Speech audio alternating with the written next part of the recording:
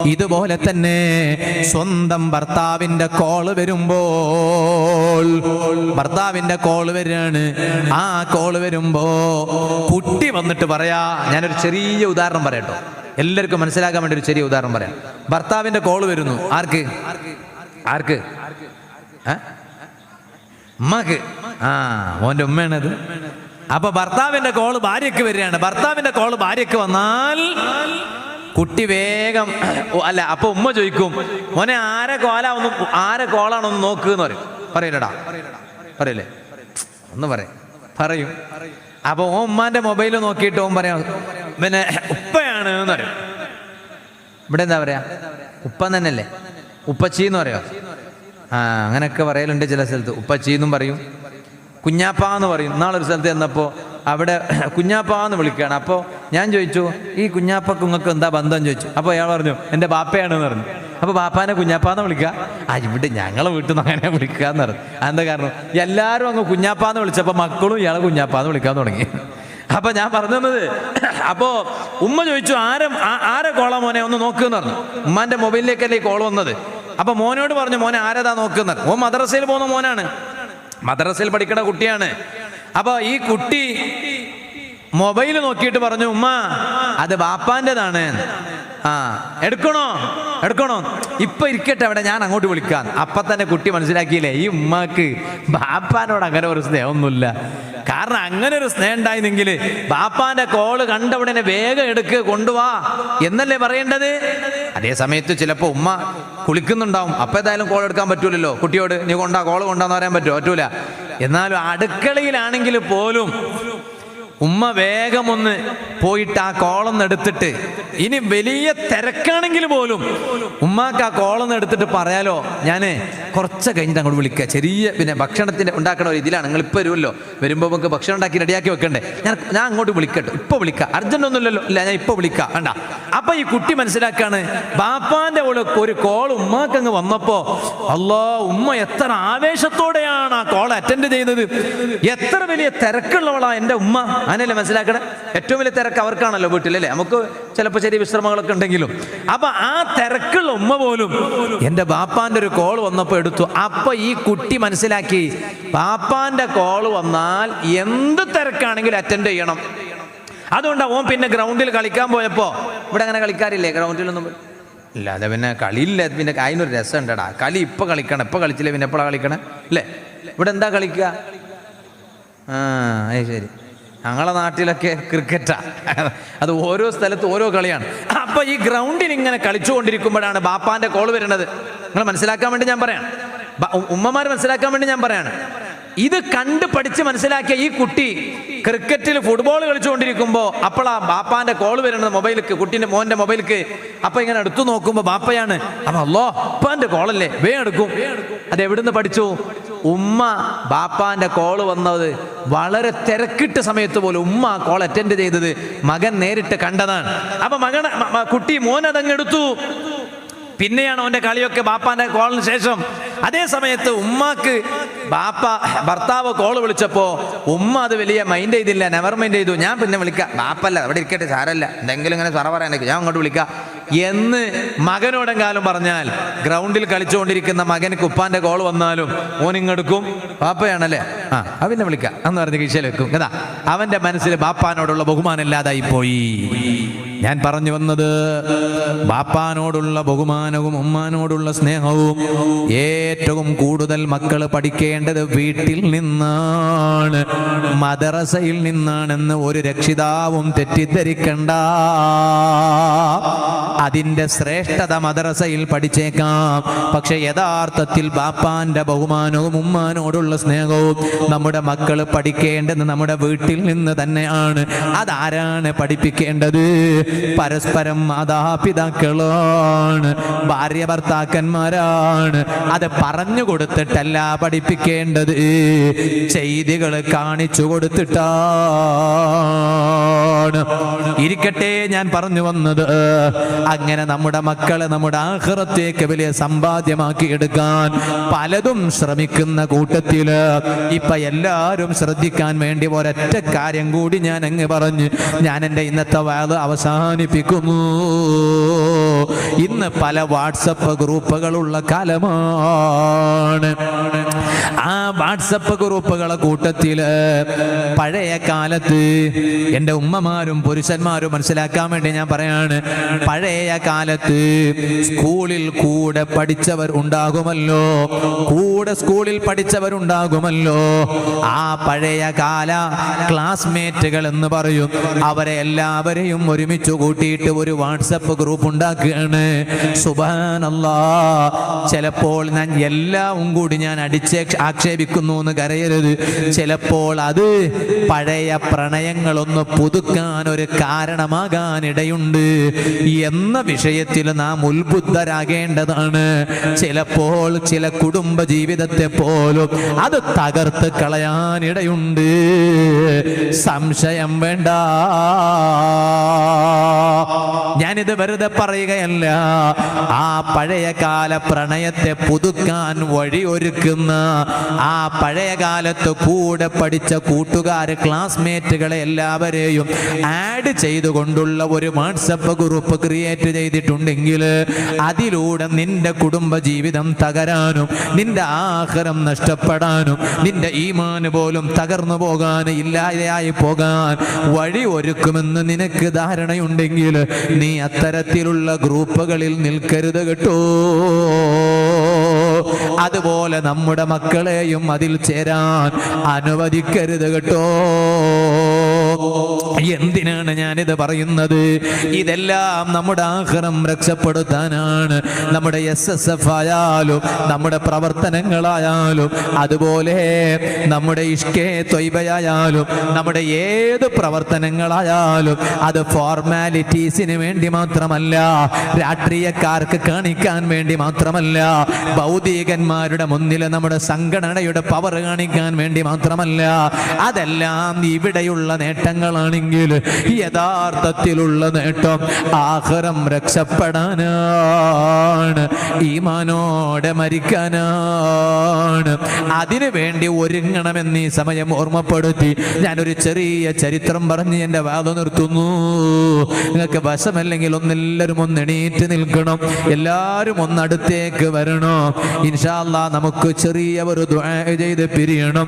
അല്ലാഹുവേ, സാധുക്കളായ ഞങ്ങളെ മജ്ലിസ് ദുആക്ക് ഇജാബത്തുള്ള മജ്ലിസായി നീ ഞങ്ങളിൽ നിന്ന് ഖബൂൽ ചെയ്യണം റഹ്മാനേ.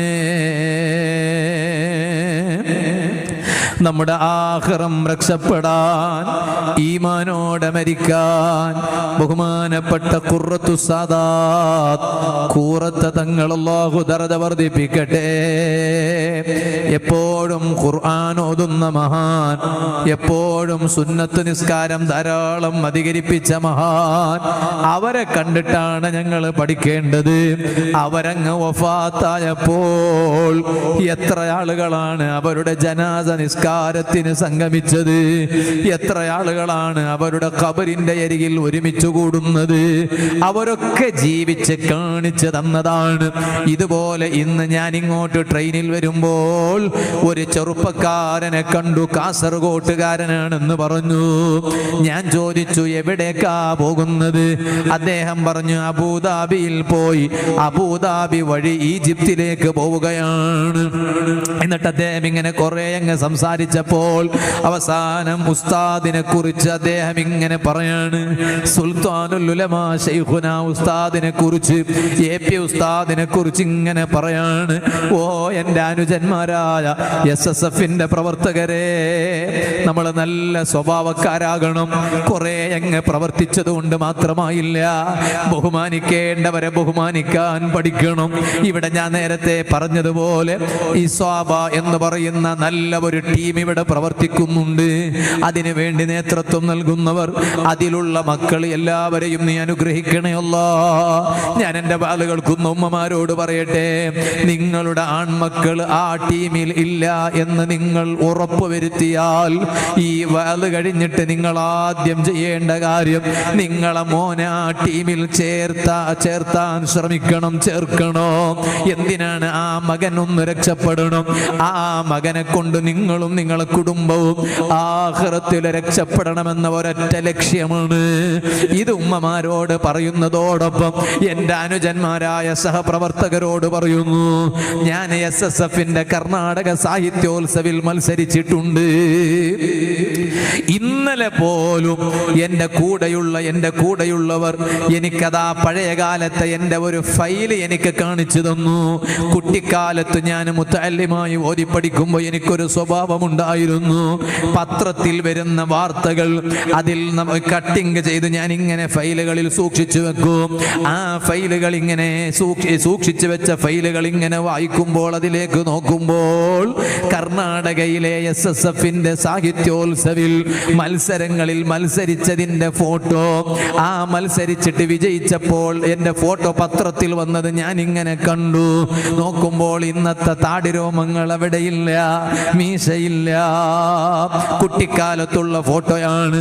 ആ തലയെ കെട്ടിയിട്ടുള്ളൊരു മുത്തഅല്ലിമിന്റെ ഫോട്ടോ ഞാനതാ കണ്ടപ്പോൾ ഞാൻ എൻ്റെ ഉമ്മാക്ക് പോയി കാണിച്ചു കൊടുത്തു, എൻ്റെ ഭാര്യക്ക് കാണിച്ചു കൊടുത്തു, എൻ്റെ അതേ മക്കൾക്ക് കാണിച്ചു കൊടുത്തു. പഴയകാല സന്തോഷം ആരോടാണ് പങ്കുവെക്കേണ്ടത്? ഏറ്റവും കൂടുതൽ സന്തോഷം പങ്കുവെക്കേണ്ടത് സ്വന്തം കുടുംബത്തോടാണ്, സ്വന്തം വീട്ടുകാരോടാണ്. ഞാൻ അവരോട് പങ്കുവെച്ചു. ഞാൻ പറഞ്ഞു വന്നത്, അങ്ങനെ സാഹിത്യോത്സവിലൊക്കെ പ്രസംഗിച്ച് പഠിച്ച് അതേ അവസരം ഉപയോഗപ്പെടുത്തിയവനാണ് എളിയവനായ ഞാൻ. എന്നാൽ ഞങ്ങളെ ഉസ്താദായ ശൈഖുനാ സുൽത്താനുൽ ഉലമാ ഉസ്താദ് അവരുകളെ കണ്ടു പഠിക്കണം. ഉസ്താദിനേക്കാൾ വലിയൊരു നേതാവ് ഞങ്ങൾക്ക് ഇന്നാരാണുള്ളത്? ഉസ്താദിനേക്കാൾ വലിയ ഒരു സംഘാടകൻ ആരാണ് ഞങ്ങൾക്ക് ഇന്നുള്ളത്? ഉസ്താദിനേക്കാൾ വലിയ ഒരു പ്രവർത്തകൻ ആരാണ് ഞങ്ങൾക്ക് ഇന്നുള്ളത്? ആ ഉസ്താദിന്റെ സ്വഭാവം എന്താണ്? ഏതൊരു പ്രശ്നത്തിനും ഉസ്താദ് ഇടപെട്ടാൽ ആ പ്രശ്നം അവിടുന്ന് സോൾവ് ആയി പോവാണ്. അതല്ലേ ഉസ്താദ്? എന്തേ കാരണം? അതിലേറ്റവും പ്രധാനമായും ശൈഖുനയുടെ സ്വഭാവമാണ്, ഉസ്താദിന്റെ സ്വഭാവമാണ്. അങ്ങനെ ഈ സഹോദരൻ അതാ ട്രെയിനിൽ ഇങ്ങനെ ഇരിക്കുന്നു, എന്നോട് ഇങ്ങനെ സംസാരിക്കും. എന്നോട് പറഞ്ഞു, ഞാനൊരു സംഘടനാ പ്രവർത്തകനല്ല. അയാൾ എന്നോട് പറയാണ്, അതാണ് ഞങ്ങളെ ശൈഖുന. ആ സഹോദരൻ പറയാണ്, കാസർഗോട്ടുകാരനാണ്. അദ്ദേഹം അബുദാബി വഴി ഈജിപ്തിലേക്ക് പോവാണ്. അദ്ദേഹം പറയാണ്, ഞാനൊരു സംഘടനാ പ്രവർത്തകനല്ല ഉസ്താദേ, പക്ഷേ AP ഉസ്താദ് എനിക്ക് വലിയ ഇഷ്ടമാണ്. കാരണം എന്തേ? അവിടുത്തെ സ്വഭാവമാണ്. എന്നിട്ട് അദ്ദേഹം ശിഷ്യന്മാരായ ഞങ്ങൾ വിലയിരുത്തിയതല്ല, അനുയാണികളായ SYSകാരോ മുസ്ലിം ജമാഅത്തുകാരോ SSFകാരോ വിലയിരുത്തിയതല്ല. പിന്നെയോ ഒരു സാധാരണക്കാരനായ ഒരു മനുഷ്യൻ. എന്നിട്ട് അദ്ദേഹം പറയാണ്, ഉസ്താദേ, AP ഉസ്താദിന്റെ അടുത്ത് ആരെങ്കിലും ഒരാൾ പോയി ഇരുന്നാൽ ഉസ്താദിനെ ദൂരെ നിന്ന് കണ്ടാ പോരാ, ഉസ്താദ് ഇരിക്കണ സ്ഥലത്ത്. എന്നിട്ട് അയാൾ ഒരു ഉദാഹരണം പറയാണ്, ഇതുപോലത്തെ ഒരു ട്രെയിൻ യാത്രയിൽ ഉസ്താദിനെ കണ്ടുമുട്ടിയാൽ മതി, പിന്നെ അവൻ ജീവിതത്തിൽ ഉസ്താദിനെ ചീത്ത പറയില്ല, തെറി പറയില്ല. അവൻ പിന്നെ ഉസ്താദിന്റെ പ്രവർത്തനങ്ങൾക്ക് സപ്പോർട്ട് ചെയ്യുമെന്നത് ഉറപ്പാണ്. ആ ഉസ്താദിനെയാണ് സ്വഭാവത്തിന്റെ വിഷയത്തിലും എല്ലാ വിഷയത്തിലും പ്രവർത്തകരായ ഉസ്താദിന്റെ അനുയാണികൾ മാതൃകയായി കാണേണ്ടത് കേട്ടോ. എന്നിട്ടോ സ്നേഹപൂർവം എന്ന പുസ്തകത്തിൽ ഞാനങ്ങ് വായിച്ചപ്പോൾ അതിൽ കണ്ടു ഉസ്താദിന്റെ മക്കളെ പഠിപ്പിക്കുന്ന രംഗം. എന്നിട്ട് അതിലിങ്ങനെ എഴുതാണ്, മൈമൂന എന്ന് പറയുന്ന മകളെ പേര്, ഉസ്താദിന്റെ മകനായ ഹക്കീം ഉസ്താദിന്റെ പേരിങ്ങനെ എഴുതാണ്. ആ മക്കളെയൊക്കെ ഇങ്ങനെ പഠിപ്പിച്ച രംഗം ഉസ്താദ് ഇങ്ങനെ പറയുമ്പോൾ അതിൽ പറഞ്ഞു, നാട്ടിലെ ഒരു സാധാ ക്ലാസ്സിൽ സ്കൂളിൽ പഠിക്കുന്നു, പിന്നെ UP സ്കൂളിൽ എത്തിയപ്പോൾ സെക്കൻഡ് ലാംഗ്വേജ് എന്നുണ്ടല്ലോ, രണ്ടാമത്തെ ഭാഷ. ആ ഭാഷ ഏതാണ് സെലക്ട് ചെയ്യേണ്ടത്? അതേ, ഉറുദു ഉണ്ട്, അറബിയുണ്ട്, അതുപോലെ തന്നെ വേറെ ഭാഷയുമുണ്ട്, പക്ഷേ മലയാളമുണ്ട്. അപ്പൊ ഉസ്താദ് പറയാണ്, മക്കളോട് ഞാൻ പറഞ്ഞു, അറബി മദ്രസയിൽ പഠിപ്പിക്കുന്നുണ്ടല്ലോ, മലയാളം എടുത്താ മതി. എന്നിട്ട് ഉസ്താദ് പറയാണ്, അത് മാത്രല്ല, അന്ന് സ്കൂളുകളിൽ വന്ന് അറബി പഠിപ്പിക്കുന്ന മുൻഷിമാര് അവർ പുത്തനാശയക്കാരാണ് പലപ്പോഴും, ബിദ്അത്തിന്റെ ചിന്താഗതിക്കാരാണ് പലപ്പോഴും. ആ ബിദ്അത്തിന്റെ ചിന്താഗതിക്കാര് അറബി പഠിപ്പിക്കുന്നതോട് ചിലപ്പോൾ അവരുടെ ആശയം കുത്തിവെച്ചാലോ എന്ന് ശ്രദ്ധിച്ചിട്ട് അറബി വേണ്ട മലയാളം മതി എന്ന് പറഞ്ഞു. എന്നാ പുസ്തകത്തിൽ എഴുതി വെച്ചത് ഞാനിപ്പോ വായിച്ചത് ഓർക്കാണ്. അത്രയും തിരക്കിനിടയിൽ സ്വന്തം മക്കളെ കുറിച്ച് നന്നായി ശ്രദ്ധിച്ച് സ്വന്തം മോനെ എത്ര വലിയ സ്ഥാനത്തേക്കാണ് എത്തിച്ചത്. ഇത് നമുക്കെല്ലാവർക്കും കുടുംബജീവിതം നയിക്കുന്ന നമുക്കെല്ലാവർക്കും വലിയ പാഠമാണ് കേട്ടോ. മാലിക് ഇബ്നു ദീനാർ റളിയല്ലാഹു അൻഹു, ആ മാലിക് ഇബ്നു ദീനാർ റളിയല്ലാഹു അൻഹു മഹാനവരുകൾ നിസ്കരിക്കുന്നു. ഏത് സമയത്തും അല്ലാഹുവിനെ കുറിച്ചുള്ള ചിന്ത മാത്രമാണ് ഖൽബിൽ വേണ്ടത്. ആ ചിന്തയുള്ള ഒരാൾക്ക് പോലും തെറ്റിപ്പോകാനിടയില്ല. മാലിക് ഇബ്നു ദീനാർ റളിയല്ലാഹു അൻഹു നിസ്കാരത്തിലായാൽ ഫാത്തിഹ ഓതുമ്പോൾ ഇയ്യാക നഅ്ബുദു വ ഇയ്യാക നസ്തഈൻ, ഫാത്തിഹ ഇങ്ങനെ ഓതാണ്. ആ ഫാത്തിഹക്കിടയിലല്ലേ ഇയ്യാക നഅ്ബുദു വ ഇയ്യാക നസ്തഈൻ, നിന്നെ മാത്രം ഞങ്ങൾ ആരാധിക്കുന്നു, നിന്നോട് മാത്രം സഹായം സൃഷ്ടിച്ചു തരാൻ ആവശ്യപ്പെടുന്നു, നിന്നെ മാത്രം ഞങ്ങൾ ആരാധിക്കുന്നു എന്നിങ്ങനെ പറഞ്ഞപ്പോൾ മഹാനവരുകൾ ബോധം നഷ്ടപ്പെട്ടു പോവുകയാണ്. കൂടെയുള്ളവര് ചോദിക്കുന്നു, അല്ല മാലിക് ഇബ്നു ദീനാർ തങ്ങളെ, ചോദിക്കട്ടെ കാരണവന്മാരെ, യുവാക്കളെ, എൻ്റെ അനുജന്മാരെ, മറക്കപ്പുറത്തിരിക്കുന്ന ഈമാനുള്ള ഉമ്മമാരെ, സഹോദരിമാരെ, നിസ്കാരം പഠിച്ചിട്ട് നിസ്കരിക്കാൻ തുടങ്ങിയിട്ട് കാലം എത്രയായി? എത്ര കാലമായി ഞങ്ങൾ ഇയ്യാക നഅ്ബുദു വ ഇയ്യാക നസ്തഈൻ എന്ന് പറയാൻ തുടങ്ങിയിട്ട് കാലം എത്രയായി? ഇന്ന് വരെ കണ്ണിലൂടെ കണ്ണുനീരിറ്റിയ ചരിത്രമില്ല. ബോധം നഷ്ടപ്പെട്ടു പോകുന്നത് പോകട്ടെ, കരഞ്ഞ സംഭവമില്ല. മാലിക് ഇബ്നു ദീനാർ റളിയല്ലാഹു അൻഹു അവിടുന്ന് ബോധം നഷ്ടപ്പെട്ടു പോവുകയാണ്. ആളുകൾ വന്ന് ചോദിക്കുന്നു, അല്ല മാലിക് ഇബ്നു ദീനാർ തങ്ങളെ, എന്തേ നിങ്ങൾ നിസ്കാരത്തിൽ ഇയ്യാക നഅ്ബുദു വ ഇയ്യാക നസ്തഈൻ, നിന്നെ മാത്രം ഞങ്ങൾ ആരാധിക്കുന്നു എന്ന് പറയുമ്പോ നിങ്ങളെ ബോധം നഷ്ടപ്പെടാനുള്ള കാരണം എന്താണ്? മഹാനവരുകൾ പറയാണ്, ഞാൻ അവിടെ നിന്ന് ചിന്തിച്ചു പോയി, നിന്നെ മാത്രം ഞങ്ങൾ ആരാധിക്കുന്നു എന്ന് ഞങ്ങൾ പറയുന്നു, അതേ സമയത്ത് വനഅ്ബുദു അൻഫുസനാ, പല വിഷയങ്ങളിലും ഞങ്ങളെ സ്വന്തം ശരീരത്തെ ഞങ്ങൾ ആരാധിക്കുന്നുണ്ടല്ലോ എന്ന് പറഞ്ഞാൽ ശരീരത്തെ അനുസരിക്കുന്നുണ്ടല്ലോ, അപ്പോഴൊക്കെ റബ്ബിന്റെ നിയമം മറന്നു പോകാറുണ്ടല്ലോ, ശരീരം പറഞ്ഞു തരുന്ന തെറ്റ് ജീവിതത്തിൽ പകർത്താറുണ്ടല്ലോ, റബ്ബിന്റെ നിയമം മറന്നു പോകാറുണ്ടല്ലോ. ഇതെല്ലാം ചെയ്യുന്ന ഞാൻ ഇയ്യാക നഅ്ബുദു എന്ന് പറയുന്നതിനർത്ഥമുണ്ടോ? ഏതർത്ഥത്തിലാണ് ഞാൻ ഇയ്യാക നഅ്ബുദു എന്ന് പറയുന്നത്? അവരൊക്കെ നന്നായതും അവരൊക്കെ വലിയ ആളുകളായി ആഖിറം രക്ഷപ്പെട്ടവരായത് ഈ നല്ല ബോധമുള്ളത് കൊണ്ടാണ്. ഈ ബോധമാണ് നമുക്ക് വേണ്ടത് എന്ന് ഈ സമയം ഞാൻ എൻ്റെ അമ്മാറത്തായ നഫ്സിനോടും നിങ്ങളോടും ഓർമ്മപ്പെടുത്തി ഞാൻ എൻ്റെ സംസാരം നിർത്തുന്നു. അർഹമുർ റഹീമീനായ അല്ലാഹ്, സാധുക്കളായ ഞങ്ങൾക്ക് നീ അതിന് തൗഫീഖ് ചെയ്യണം റഹ്മാനേ. ഈ സദസ്സ് നീ ഞങ്ങൾക്കതിന് കാരണമാക്കണം റഹ്മാനേ. അതിന് ഞാൻ എൻ്റെ ഉമ്മമാരോട് പറയുന്നു, ഞങ്ങളെ വീടുകളിൽ ആഴ്ചയിൽ ഒരിക്കലെങ്കിലും കുട്ടികളൊക്കെ ഇരുത്തിയിട്ട് ഒരു സദസ്സൊരുക്കണം. നമ്മുടെ വീട്ടിൽ ഭാര്യയും ഭർത്താവും മക്കളെക്കുറിച്ച് ഇങ്ങനെ ചർച്ച ചെയ്യണം, കുടുംബജീവിതത്തെക്കുറിച്ച് ചർച്ച ചെയ്യണം. എ പി ഉസ്താദിൻ്റെ ഈ പുസ്തകത്തിൽ കണ്ടു, അതിൽ പറയണ്, ഞാൻ അതിരാവിലെ ഇറങ്ങിയാൽ വീട്ടിൽ നിന്ന് പിന്നെ പാതിരാ സമയത്താണ് വരിക, എന്നിട്ട് പോലും പിന്നെ പുലർച്ചെ 4 മണി ആ തഹജ്ജുദിൻ്റെ സമയത്താണ് പിന്നെ ആ സമയത്താണ് ഞങ്ങൾക്കെല്ലാം സംസാരിക്കാനുള്ളത്. ഭാര്യയും ഞാനും കുടുംബത്തെക്കുറിച്ചും വീട്ടിൻ്റെ കാര്യത്തെക്കുറിച്ചും മക്കളെ പഠനത്തിൻ്റെ കുറിച്ചും നമ്മളൊന്ന് ആലോചിച്ച് നോക്ക്. ആ സമയത്ത് പോലും ഇത്രയൊക്കെ തിരക്കുണ്ടായിട്ട് അവരൊക്കെ ചർച്ച ചെയ്യാൻ കാരണം കുടുംബജീവിതത്തിൽ ബർക്കത്തുണ്ടാകാനും മക്കൾ ഉന്നതരാകാനും ആ മക്കളെ കൊണ്ട് ആഖിറത്തിൽ രക്ഷപ്പെടാനുമാണ്. അതാണ് ഞങ്ങളൊക്കെ ശ്രമിക്കേണ്ടത്. അപ്പോൾ വീട്ടിലൊക്കെ പിന്നെ ഒന്ന് ഒരുമിച്ച് കൂടിയിട്ട് എല്ലാവരും അങ്ങ് ഒരുമിച്ച് കൂടുക, എന്നിട്ട് സ്വലാത്തൊക്കെ ചൊല്ലുക. അതൊക്കെ നല്ലതല്ലേ? അത് നമ്മുടെ കുടുംബത്തിലും മക്കളിലൊക്കെ ബർക്കത്തുണ്ടാകാൻ നല്ലതാണ്.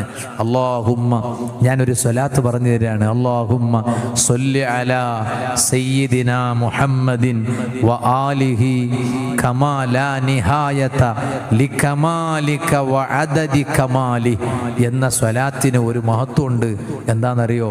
പഠിച്ചത് ഓർമ്മയിൽ നിൽക്കും ഈ സ്വലാത്ത് അങ്ങ് ചൊല്ലിയാൽ. ഈ സ്വലാത്ത് ചൊല്ലിയാൽ പഠിച്ചത് ഓർമ്മയിലുണ്ടാകും. പിന്നെ നമ്മളെ മക്കൾ പഠിച്ചത് മറക്കൂല. അത് പരീക്ഷയുടെ സമയത്ത് മാത്രമല്ല, എന്നും മഗ്രിബിൻ്റെയും ഇശാഇൻ്റെയും ഇടയിൽ ചുരുങ്ങിയത് ഒരു തവണ ചൊല്ലിയാൽ മതി ഈ സ്വലാത്ത് മക്കളെ.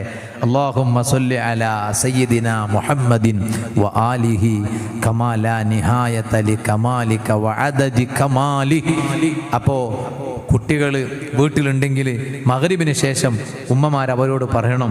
ഉമ്മമാരല്ലേ മഗ്രിബ് നിസ്കരിച്ച ഉടനെ വീട്ടിലുണ്ടാവുക, പുരുഷന്മാർ പിന്നെ പള്ളിയിലല്ലേ ഉണ്ടാവുക. മഗ്രിബ് ജമാഅത്തിന് പള്ളിയിൽ വരുന്നവരാണല്ലോ. അപ്പോൾ ഉമ്മമാർ മക്കളോട് പറയണം, നിസ്കരിച്ച ഉടനെ മോളെ ആ ഒരു സ്വലാത്തും എല്ലാം മറക്കണ്ട, മഗ്രിബിൻ്റെ ഇശാഇൻ്റെ ഇടയിൽ ആ ഒരു സ്വലാത്ത് ഒരു തവണ ചൊല്ലിയാൽ പഠിച്ചത് നന്നായി ഓർമ്മയിലുണ്ടാകും, മറക്കൂല. അതൊക്കെ നമ്മുടെ ജീവിതത്തിൽ പകർത്തണം. അള്ളാഹു നമുക്കതിന് തൗഫീഖ് ചെയ്യട്ടെ. ഒരു 3 സ്വലാത്ത് ചൊല്ലി ഒരു ചെറിയ ദുആ നടത്തി പിരിയണം. 3 സ്വലാത്ത്. സ്വല്ലല്ലാഹു അലാ മുഹമ്മദ് സ്വല്ലല്ലാഹു അലൈഹി വസല്ലം സ്വല്ലല്ലാഹു അലാ മുഹമ്മദ് സ്വല്ലല്ലാഹു അലൈഹി വസല്ലം അല്ലാഹുമ്മ സ്വല്ലി അലാ മുഹമ്മദ് യാ റബ്ബി സ്വല്ലി അലൈഹി വസല്ലിം. ഒരുപാട് പേര് ദുആ കൊണ്ട് ഏൽപ്പിച്ചിട്ടുണ്ട്. നമ്മളെ ഈ പരിപാടിയുടെ പിന്നെ സംഘാടക സമിതിയിലെ ചെയർമാൻ റഫീഖ് എന്ന് പറയുന്ന ഒരു സഹോദരൻ, അദ്ദേഹത്തിന് സ്റ്റോൻ്റെ ഒരു പ്രയാസം അല്ലേ, ഭക്ഷണം കഴിക്കാൻ പോയ അവരെ അതങ്ങൾ നേരത്തെ പറഞ്ഞ അവരെക്കുറിച്ചാണ് പറഞ്ഞ സൽക്കാൻ, അവരൊക്കെ ജ്യേഷ്ഠനാണ്. നേരത്തെ അവർ പറഞ്ഞിരുന്നു നമ്മൾ ഒന്നിച്ചിങ്ങനെ ഭക്ഷണം കഴിക്കുമ്പോൾ അവരും കൂടി ജ്യേഷ്ഠനും കൂടി ഇവിടെ ഉണ്ടാകേണ്ടതായിരുന്നു. പിന്നെ അങ്ങനെ ഒരു അസുഖമായതുകൊണ്ടാണ് വരാൻ കഴിയാത്തതെന്ന് പറഞ്ഞു. അല്ലാഹുവേ, നീ അവർക്ക് പരിപൂർണ ശിഫാ നൽകണം റഹ്മാനെ. അവരുടെ രോഗം നീ മാറ്റിക്കൊടുക്കണം റഹ്മാനെ. പൂർണ്ണമായ ആജിലായ എത്രയും പെട്ടെന്നുള്ള ശിഫാ നീ അവർക്ക് നൽകണം റഹ്മാനെ. അതുപോലെ നേരത്തെ ഇവിടെ പറഞ്ഞു 11 വർഷങ്ങളായി മക്കളാകാതെ ഇപ്പോൾ അൽഹംദുലില്ലാഹ് ഗർഭം ചുമന്ന് 4 മാസമായി എന്ന് പറഞ്ഞു. അല്ലാഹുവേ, ലക്ഷദ്വീപിലെ കവരത്തി ദ്വീപിൽ മറപ്പെട്ട് കിടക്കുന്ന ഖാസിം വലിയുല്ലാഹി റഹ്മത്തുല്ലാഹി അലൈഹി ഒരാണ്ടിൻ്റെ സമയം കൂടിയാണ്.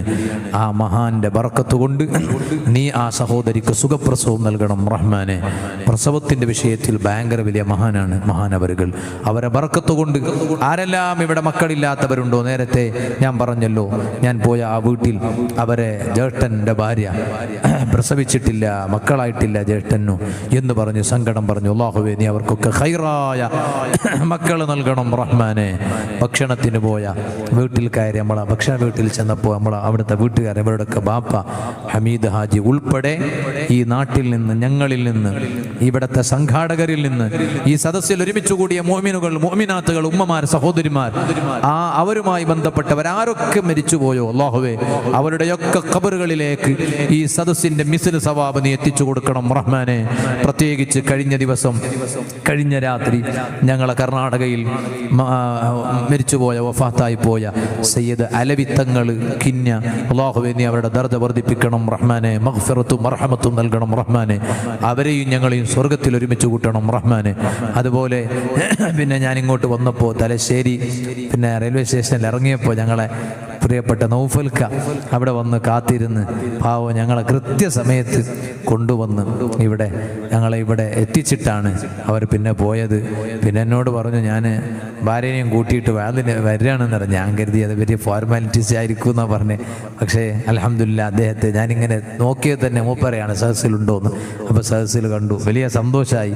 അള്ളാഹുവിനെ അവർക്കും അവരെ കുടുംബത്തിനും വലിയ ബർക്കത്ത് ചെയ്യണം റഹ്മാനെ. അദ്ദേഹത്തിൻ്റെ ഷോപ്പിൽ നീ വലിയ ബർക്കത്ത് ചെയ്യണം റഹ്മാനെ. ബിസിനസ്സിൽ വലിയ ബർക്കത്ത് ചെയ്യണം റഹ്മാനെ. പ്രത്യേകിച്ച് പിന്നെ വീട് ഉണ്ടാക്കാൻ ഉദ്ദേശിക്കുന്നു, അതിൻ്റെ ഒക്കെ വഴി നീ തുറന്നു കൊടുക്കണം റഹ്മാനെ. എല്ലാവരും ആമീൻ പറയാ. ലൈവായിട്ട് കുറേ ആളുകൾ ഇൽമു പഠിക്കണമെന്ന ഒറ്റ ലക്ഷ്യത്തിൽ വാത് കേൾക്കുന്ന എത്രയോ നല്ലവരായ മുഅ്മിനുകൾ മുഅ്മിനാത്തുകളുണ്ട്. അവരൊക്കെ ദുആ പ്രതീക്ഷിക്കുന്നു. ഒരു ചെറിയ ദുആ നടത്തി പിരിയാണ്. അൽഹംദുലില്ലാ കാലാവസ്ഥ ഞങ്ങൾക്ക് അനുകൂലമാണ് ഇതുവരെ. ഞാൻ പിന്നെ തുടക്കത്തിൽ തന്നെ കാലാവസ്ഥയെക്കുറിച്ച് പറയാത്തത് ഈ ഇടയ്ക്ക് മഴ പെയ്തു പോയാലോ അപ്പം അതുകൊണ്ട് അവസാനം പറയാമെന്ന് കരുതിയിട്ടാണ്. അൽഹംദുലില്ലാ നല്ല അനുകൂലമാണ്. ഇന്നലെയും ഇന്നും അൽഹംദുലില്ലാ നല്ല കാലാവസ്ഥ. നാളെയും കൂടി ഉണ്ടല്ലേ പരിപാടി? നാളെയും കൂടി അള്ളാഹു പ്രതികൂലമായ കാലാവസ്ഥ ഉണ്ടാക്കാതിരിക്കട്ടെ. ഞങ്ങളെ പരിപാടിക്ക് ഒന്നും ബാധിക്കണ കോലത്തിൽ അള്ളാഹു ആക്കാതിരിക്കട്ടെ. എല്ലാവരും ആമീൻ പറയും. ഒരു ചെറിയ ദുആ നടത്തി പിരിയാണ്. അൽഹംദുലില്ലാഹി റബ്ബിൽ ആലമീൻ. അല്ലാഹുമ്മ സ്വല്ലി അലാ സയ്യിദിനാ മുഹമ്മദിൻ വഅലാ ആലി സയ്യിദിനാ മുഹമ്മദ്. അർഹമുർ റഹീമീനായ അല്ലാഹ്, സാധുക്കളായ ഞങ്ങളെല്ലാവരെയും ഈ സദസ്സ് കൊണ്ട് രണ്ട് ലോകത്തും വിജയിക്കുന്നവരിൽ പെടുത്തണം റഹ്മാനെ. ഞങ്ങളെ ആഖിബത്ത് നന്നാക്കി തരണം റഹ്മാനെ. ഞങ്ങളെ പാപങ്ങളെല്ലാം നീ പുറത്തു തരണം റഹ്മാനെ. ഞങ്ങൾക്ക് ഈമാനും തഖ്വയും ഇഖ്ലാസും ഖുശൂഉം വർദ്ധിപ്പിക്കണം റഹ്മാനെ. ആര് ഞങ്ങളെ കൈവിട്ടാലും റബ്ബുൽ ആലമീനായ നീ ഞങ്ങളെ കൈവിടല്ലേ റഹ്മാനെ. എല്ലാ വിഷമങ്ങളിൽ നിന്ന് നീ ഞങ്ങളെ സലാമത്താക്കണം റഹ്മാനെ. ഞങ്ങളെ ഖൈറായ എല്ലാ സദുദ്ദേശങ്ങളെ നീ ഹാസ്വിലാക്കണം റഹ്മാനെ. എല്ലാവിധ ആഫത്ത് ബലാ ഇടങ്ങേറ് മുസീബത്തുകളിൽ നിന്ന് നീ ഞങ്ങളെയെല്ലാം കാക്കണേ അല്ലാഹ്. സിഹ്റുകൾ ബാത്തിലാക്കണം റഹ്മാനെ. ശൈത്വാനിയത്ത് ബാത്തിലാക്കണം റഹ്മാനെ. കണ്ണേറ് കൊണ്ടവരുണ്ടോ ബാത്തിലാക്കണം റഹ്മാനെ. മക്കളില്ലാത്തവർക്ക് ഖൈറായ മക്കളെ നൽകണം റഹ്മാനെ. നീ ഞങ്ങൾക്ക് തന്ന മക്കളെ സ്വാലിഹീങ്ങളാക്കണേ അല്ലാഹ്. അല്ലാഹുവേ, ഞങ്ങൾ മരിച്ചിട്ട് ഖബറിൽ കിടക്കുന്ന സമയത്ത് പോലും ഉമ്മാന്റെ ഖബർ പരിചയമില്ലാത്ത, ബാപ്പാന്റെ ഖബർ പരിചയമില്ലാത്ത മക്കളാക്കി നീ ഞങ്ങളെ മക്കളെ ഒരിക്കലും മതപ്പതിപ്പിക്കല്ല റഹ്മാനേ. പള്ളിക്കാട്ട് കൂടെ അങ്ങ് നടക്കുമ്പോൾ വെള്ളിയാഴ്ച ജുമാ നിസ്കാരം കഴിഞ്ഞ് പുറത്തു വരുമ്പോൾ ബാപ്പാന്റെ ഖബർ തൊട്ടടുത്ത പള്ളിക്കാട്ടിലാണ്. അവിടെയൊന്ന് പോയി ബാപ്പക്കും ഉമ്മാക്കും ഒരു സലാം പറഞ്ഞ് ഒരു ഫാത്തിഹ ഓതിയിട്ട് ദുആ ചെയ്യാൻ പോലും നേരല്ലാത്ത മക്കളാക്കി ഞങ്ങളെ മക്കളെ നീ തരം താഴ്ത്തല്ലേ റഹ്മാനെ. ഒരൊറ്റ ഷർറിലും നീ ഞങ്ങളെ മക്കളെ കുടുക്കിക്കളയല്ലേ റഹ്മാനെ. അല്ലാഹുവേ, ഈ നാട്ടിലെ ഖിയാമത്ത് നാൾ വരെ ദീനി ഐശ്വര്യം നിലനിർത്തണം റഹ്മാനെ. കച്ചവടക്കാരുടെ കച്ചവടത്തിൽ ബർക്കത്ത് ചെയ്യണം റഹ്മാനെ. ജോലി ചെയ്യുന്നവരെ ജോലിയിൽ ബർക്കത്ത് ചെയ്യണം റഹ്മാനെ. ഞങ്ങൾക്ക് കച്ചവടമില്ല, ഞങ്ങൾക്ക് ജോലിയുമില്ല, ദീനിൻ്റെ ഖിദ്മത്താണ്. മരണം വരെ ഞങ്ങൾക്ക് ഇൽമു പറയാനും ഇൽമു പഠിക്കാനും അവസരം നൽകണം റഹ്മാനെ. ഇതുവരെ ഞങ്ങൾ പഠിച്ചതൊന്നുമായിട്ടില്ല, പറഞ്ഞു കൊടുത്തതൊന്നുമായിട്ടില്ല. ഇനി ഞങ്ങൾക്ക് ഒരുപാട് കാലം ഇൽമു പഠിക്കണമെന്ന് ആഗ്രഹമുണ്ട്. ജനങ്ങൾക്ക് പഠിച്ചത് പറഞ്ഞു കൊടുക്കണം ആഗ്രഹമുണ്ട്. അതിന് നല്ല ആഫിയത്ത് വേണം. നീ ഞങ്ങൾക്കൊക്കെ നല്ല ആഫിയത്ത് തരണം റഹ്മാനെ. ഞങ്ങൾക്ക് താങ്ങാൻ കഴിയാത്ത മാരകമായ ഒരു രോഗവും നീ ഞങ്ങൾക്ക് തന്ന് പരീക്ഷിക്കല്ലേ റഹ്മാനെ. ക്യാൻസർ പോലെയുള്ള, ട്യൂമർ പോലെയുള്ള എല്ലാവിധ രോഗങ്ങളിൽ നിന്ന് നീ ഞങ്ങളെ കാക്കണേ അല്ലാ. അറ്റാക്ക് നൽകല്ലേ അല്ലാ. ലിവർ തകർക്കല്ലേ അല്ലാ. കിഡ്നി ഫെയിലൂറാക്കല്ലേ അല്ലാ. അല്ലാഹുവേ, അത്തരത്തിലുള്ള വല്ല രോഗങ്ങളുടെ തുടക്കമോ ലക്ഷണങ്ങളോ ഞങ്ങൾ അറിഞ്ഞിട്ടോ അറിയാതെയോ ഞങ്ങളിലോ ഞങ്ങളെ മാതാപിതാക്കളിലോ ഭാര്യ സന്താനങ്ങളിലോ ശിഷ്യഗണങ്ങളിലോ സ്നേഹജനങ്ങളിലോ ഉണ്ടെങ്കിൽ നീ എല്ലാം ഈ മജ്ലിസിന്റെ ബർക്കത്ത് കൊണ്ട് പരിപൂർണ ശിഫാ നൽകണം റഹ്മാനെ. ഈ മറക്കപ്പുറത്തിരിക്കുന്ന നല്ലവരായ ഉമ്മമാര്, സഹോദരിമാര്, അല്ലാഹുവേ നീ അവരെ സന്തോഷിപ്പിക്കണം റഹ്മാനെ. ഈ പരിപാടിക്ക് വേണ്ടി ധാരാളം ആളുകൾ സഹായിച്ചിട്ടുണ്ടെന്ന് പറഞ്ഞു. പ്രത്യേകം സംഭാവനകൾ നൽകിയവരുണ്ട്. പ്രത്യേകിച്ച് പ്രവാസികളായ സഹോദരങ്ങൾ, ഞങ്ങൾക്കൊരിക്കലും മറക്കാൻ കഴിയാത്തവരാണ് പ്രവാസികൾ. ഏത് നാടിൻ്റെ നന്മക്ക് വേണ്ടി വളരെയധികം സഹായിക്കുന്ന കരങ്ങളാണ് പ്രവാസികളുടേത്. നീ അവരെ ഏറ്റെടുക്കണേ അല്ലാ, അവരെ നീ സഹായിക്കണേ അല്ലാ, അവരെ മുഴുവൻ പ്രശ്നങ്ങൾക്ക് പരിഹാരം കാണിക്കണേ അല്ലാ. അതുപോലെ എത്രയോ ഉമ്മമാര്, സഹോദരിമാര് ഈ നാട്ടിൽ ഈ പരിപാടിക്ക് വേണ്ടി സംഭാവനകൾ നൽകി അവരെ കൊണ്ട് കഴിയുന്നതിൽ വെച്ച് മാക്സിമം സഹായം ചെയ്തവരാണ്. അല്ലാഹുവേ നീ ആ ഉമ്മമാരുടെ ഉദ്ദേശങ്ങളെ ഹാസിലാക്കണേ അല്ലാ.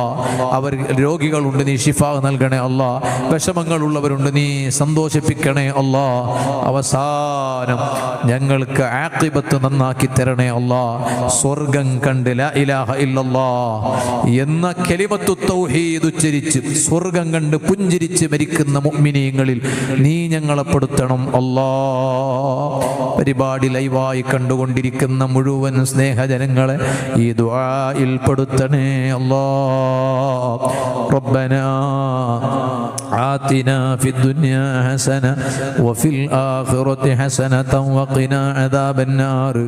റബ്ബനാ തഖബ്ബൽ മിന്നാ ഇന്നക അൻതസ് സമീഉൽ അലീം വതുബ് അലൈനാ ഇന്നക അൻതത് തവ്വാബുർ റഹീം. ആമീൻ ബിറഹ്മതിക യാ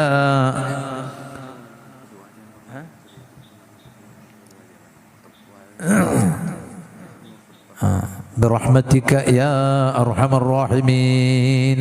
മരണപ്പെട്ടു പോയ എല്ലാവരെയും ഓർത്ത് ഞങ്ങൾ ദുആ ചെയ്തതാണ്. അല്ലാഹു ആരൊക്കെ ഞങ്ങളിൽ നിന്ന് മരിച്ചു പോയിട്ടുണ്ടോ ഈ നാട്ടിൽ ഉൾപ്പെടെ മറപ്പെട്ട് കിടക്കുന്നവർ, ഞങ്ങളിൽ നിന്ന് മരിച്ചുപോയി പല നാടുകളിലും ഖബറുകളിൽ കഴിയുന്നവർ, ചെറിയ കുട്ടി ഉൾപ്പെടെ പലരും മരിച്ചവർക്ക് വേണ്ടി ദ്വാരക്കാൻ വേണ്ടി ഏൽപ്പിച്ചിട്ടുണ്ട്. അല്ലാഹുവേ അവരെയും ഞങ്ങളൊക്കെ നീ സ്വർഗത്തിൽ ഒരുമിച്ച് കൂട്ടണം റഹ്മാനെ. അവർക്കൊക്കെ നീ സ്വർഗം നൽകണം റഹ്മാനെ. കുട്ടികൾ മരിച്ചവരുടെ രക്ഷിതാക്കൾക്ക് ക്ഷമയും സമാധാനവും നൽകി ആ മക്കൾ മാതാപിതാക്കൾക്ക് സ്വർഗത്തിൽ സീറ്റ് റിസർവ് ചെയ്തു പോകുന്ന മക്കളാക്കണേ അല്ലാഹ്.